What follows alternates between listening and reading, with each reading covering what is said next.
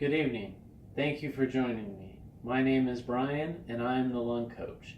And tonight I'm here to talk to you about COPD therapy. Now, if you have COPD, you may or may not have been to the hospital in the last year, or you just recently got diagnosed through your physician.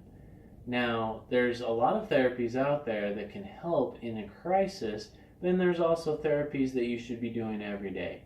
And I'm going to talk about a couple different ones. Now, the first one I'm going to talk about is the flutter valve. The flutter valve is a device that you blow into and it helps cough up mucus. Now, with COPD, one of the problems is you can't cough up mucus. What has happened, you've damaged the little hairs in your lungs that help move things, bacteria, viruses, debris, allergens, irritants, toxins that get trapped in the mucus. Your lungs have these little hairs that help you move them up your lungs so you can cough them out. And this helps protect your lungs so you don't get infections or you don't damage the lining and thus damage your lung function. But unfortunately with COPD, you've damaged the lining and ultimately the lung function as well. So, if that has happened, there's something called the flutter valve that you can talk to your doctor about getting. That is a device that you can use when you're sick or when you're healthy. And one great one is called Aerobica. The Aerobica is one that you can use daily, and it actually has studies that show that it will improve your lung function. So the flutter valve is one that you can use in the home or in the hospital. A lot of times if you're in the hospital, they'll give you one of these to take home and continue to use while you have pneumonia or the flu or any type of respiratory infection that's producing a lot of mucus and you can't cough it up. Okay, now this is very easy to use. There's no medication. It's mechanical. You can use it anywhere. Does not need to be plugged in. So talk to your doctor about getting a flutter valve if you don't have one right now. The next little therapy I'm going to talk about is vest therapy. Okay, now this is a therapy that you wear a vest and the vest shakes your whole entire chest up, and that shaking actually loosens mucus up to also help you cough up mucus. Because one of your biggest problems with COPD is mucus. Even though it's gross and everybody has jokes and it's really can get nasty, especially with an infection, mucus is very important in your lungs. It actually protects your lungs. And with the hairs, they move all the things out of your lungs that's not supposed to be there. Okay? So this vest helps shake you up, and it shakes up the mucus, and it helps you cough it up. So that's something that I use quite often. I work at a hospital that treats cystic fibrosis patients. Maybe you've known somebody with cystic fibrosis or CF, and they get really thick mucus, and the vest is something they do at home twice a day, and it helps them cough up mucus. Now COPD, we're just now learning that it also helps COPD patients cough up that thick mucus. They can't because of those hairs being damaged. Now, this is a little harder to get. Sometimes you have to have a physician prescription for it.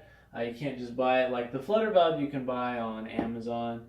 I have a link on my Heart to Lungs page. You can buy one on there. It's expensive on Amazon. They're about $150. But the vest is way more expensive. But if you have end-stage COPD or you've been hospitalized more than once in the last year with a pneumonia or respiratory infection, it might be a worthy investment, but a lot of times insurance will cover it. Sometimes, you just got to talk to them. Now, another type of therapy that we use with the cystic fibrosis patients is something called CPT, or also known as a percussor. And the percussor is a device that we invented to treat cystic fibrosis because in the old days, parents used to have to beat on their kid's chest and on their back with cupped hands, and that action shakes up the mucus so that you can cough it up. Now you could have your family member do this for you and help you cough it up, but that gets tiring and you need some help with that. So a lot of times you can get an electric percussor, and you can have a family member do. They're a lot more effective. And also, it's, something, if somebody's going to do it for you, it's a lot easier for them to do. So it's more effective, but an electronic percussor can help focus on a pneumonia area. But this is, out of these three, I would say that the Flutter, for the expense and the work, it's the easiest to use. Try this one and work your way up. And then the next one you might see in the hospital only right now is the MetaNeb. The MetaNeb is a nebulizer that you breathe on with the neb cup, if you know what that is. I'm sure you do if you've been in the hospital and treated for pneumonia. You've had a nebulizer when you were short of breath. This is a very advanced one that does the percussion inside your lungs. It's called intrapulmonary percussion ventilation, or IPPV is what we used to call it back in the day for young cystic fibrosis children. Now, this is once again a more advanced. You're going to have it in the hospital, but just to touch on it, because it is a new therapy, they may have a home device someday. This is something that you can use, and I would recommend it if you have a really thick pneumonia that you can't cough up, or also if your lung has collapsed because the pneumonia is so thick. This device, the MetaNeb, can really open up your airways and help you breathe. But I'm not going to talk too much about that one. I just want to touch on it because I like it. I use it a lot in the hospital every day, so it's a great device. I also want to talk about your BiPAP. Now, none of these are medications in the sense other than the MetaNeb you would use with a nebulizer treatment, which I talked about the medication video a few videos back.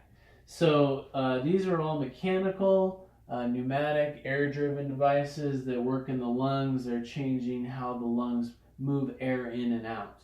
And one of the best ones for COPD patients is a BiPAP. Another name for this could be the Trilogy, which is advanced BiPAP. And this is also known as non-invasive ventilation, NIV. So I want to mention that because with COPD, one of your biggest problems is that you have CO2 in your lungs. And when you get short of breath, it's not so much the oxygen is getting low yet, it's that CO2 level is rising. Now in your blood, you can only have room for one. Every blood cell fights for, they only can carry one. So if you have too much CO2 in your blood because you can't exhale it, there's no room for oxygen to get in there. Now, this BiPAP can help get that CO2 that's inside the lungs, and it can get it out. And it helps get it out. And if you have end-stage COPD, you know what it's like to stand up and walk maybe and not even be able to walk 10 feet without feeling short of breath. So this BiPAP machine, or Trilogy, whatever brand they get you, it's something that can help at home as well as the hospital. And when they want to put a tube in you and put a tube down your throat in the hospital, I would recommend you try BiPAP first. BiPAP, you wear a mask. It's not the most comfortable thing in the world. It's like sticking your head out of a driving car and trying to breathe at 60 miles an hour. It like sucks the air sometimes, but it is helping remove CO2 and get oxygen in the lungs. And you don't have to be sedated and knocked out and a tube put in your lungs. So if your choices are ventilator, which is in the ICU, or BiPAP, please try the BiPAP. I'm always promoting it because a doctor will want to put a tube down your throat.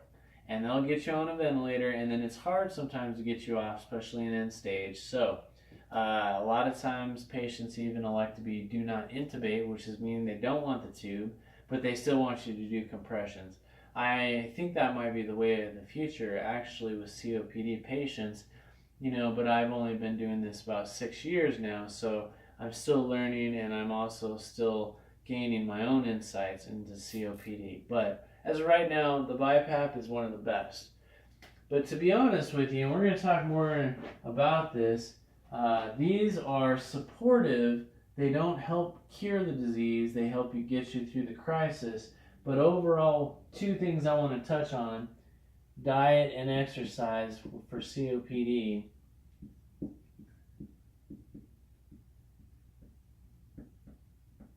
are some of the best maintenance therapy you can do. And the reason I talk about this, and we're going to go more into this, especially when we hit the pulmonary rehab lesson, exercise can improve your lung function. These support you in a crisis. Exercise could actually improve your lung function. It's definitely going to improve your cardiovascular function, your heart function, right? So if you improve that and the lungs get a little better, then you're doing a lot better. The two of them working together are your engine for life. So think about that when you think about diet and exercise. One more tip that I'm going to let the pulmonary rehab go into is diet. You might want to stay away from carbohydrates because through metabolism, that increases more CO2. As the CO2 rises, it stays in your lungs. You can't exhale it. Hence, you have more problems. So real quick, maintenance therapies for COPD focus on diet and exercise for specifically improving your lung function, and that can include walking, riding a stationary bike, swimming, or even water aerobics if you need low impact. Get that heart rate up, do some cardiovascular exercise, and your lung function might also go up as well. Some studies are actually showing it does improve your lung function.